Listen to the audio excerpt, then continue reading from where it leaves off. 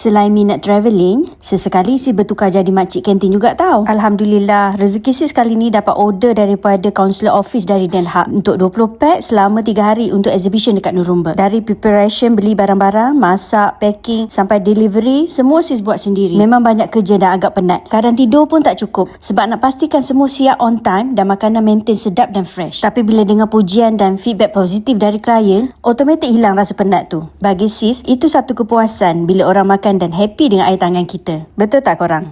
Sis kan berada di Interzoo dan ini adalah Malaysian punya booth. So selama 3 hari sis dah sediakan supply food pack. So kita nak tahu apa dia orang pun feedback tentang makanan. Jom.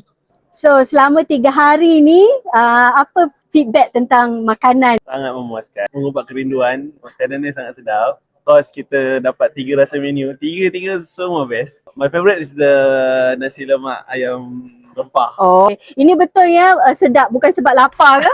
Tak, betul. This one rated. Betul sedap. Saya suka nasi dagang hari ni. Nasi dagang. Terus kita makan apa? Nasi tomato. Nasi Nasi tomato. tomato. Nasi dagang hari ni lah the highlight. Lain sikit kan. Minggu ni sejuk sikit. Lepas tu kita dapat teh panas. Okay. Bilangan tak cukup. Yang kita kena order lebih lagi. Ya, yang datang pula ramai kan. Betul. So kena order lebih next time. Thank you so much. Support sis German. Best is German. Yeah, thank you. Out of the 3 menu, so which one is your favorite? All.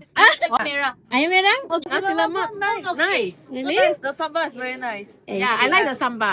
So good, so nice. Sangat sedap. Oh, dia makan apa? Bubur kulit hitam. Alhamdulillah. Ya. Suka. Dia cari makanan. Alhamdulillah sampai ada cheese Jerman. Jepun lah.